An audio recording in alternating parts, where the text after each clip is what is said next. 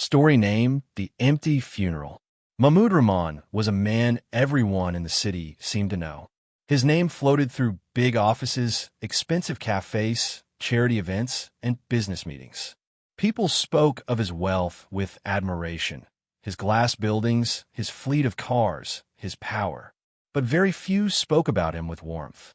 Mahmud had built his empire alone, brick by brick.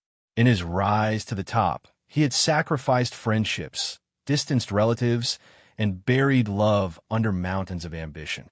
To him, relationships were distractions. What mattered was growth, speed, efficiency, numbers. And for years, the world respected him for exactly that. But it was a strange kind of respect, polite, formal, and distant. His employees greeted him with stiff smiles. His relatives called him only when they needed something. His business partners praised his success, but whispered behind his back that he was cold. And Mahmud, in return, never complained.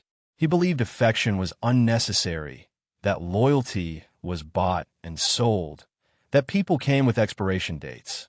He lived in a mansion, but ate dinner alone. He had hundreds of contacts, but no one he could call at midnight. He had everything yet felt nothing. One winter evening, while signing documents late at night, Mahmud felt a sharp pain in his chest.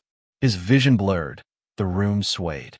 He pressed his hand against the table, but before he could call for help, his body collapsed onto the floor.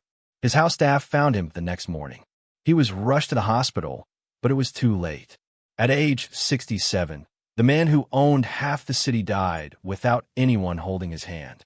Word spread fast. Phones buzzed. Messages flew. People muttered, Mahmud passed away. But nobody felt the kind of pain that comes with loss. Instead, there was curiosity. What did he leave behind? Who would inherit everything? On the day of the funeral, the sun shone brightly, almost disrespectfully cheerful.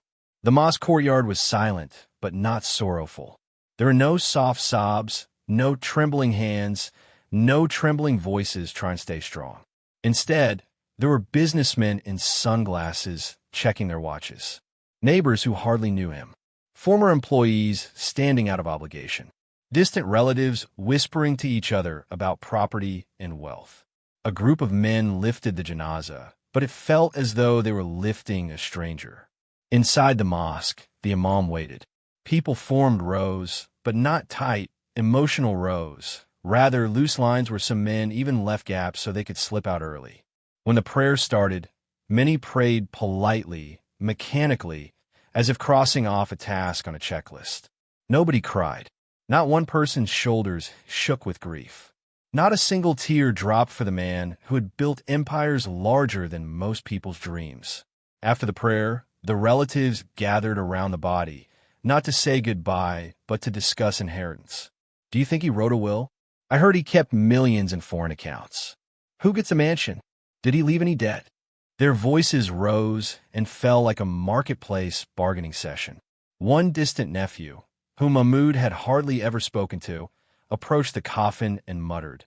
He lived alone and left everything behind. That's the irony of life, isn't it? But even he said it without emotion, more like an observation than mourning. Only one person stood silently near the coffin, an elderly man named Kabir. For 35 years, he had been Mahmud's driver. Kabir was one of the few who truly knew Mahmud's loneliness. He remembered how Mahmud spent birthdays alone in his office, how he stared out the window while eating in silence in the back seat, how he pretended not to care when people left him. Kabir's eyes filled with tears, but he quickly wiped them away. He whispered softly, "Sir, you gave the world everything except your heart." He stayed until the last shovel of dirt covered the grave. When Kabir left, the graveyard was empty, just like the funeral. A week later, Mahmud's lawyer summoned the relatives and business partners for the reading of his will. The room was filled with tension, greed, and anticipation. But instead of announcing property divisions immediately, the lawyer opened a sealed envelope addressed to whoever cares to read. The letter was handwritten, shaky but sincere. It read, "All my life, I chased success thinking it would bring happiness. I built towers but lost the people who would have admired them. I earned money but forgot to earn love. If you are reading this, don't repeat my mistakes. Wealth can fill your hands, but it can never fill your heart.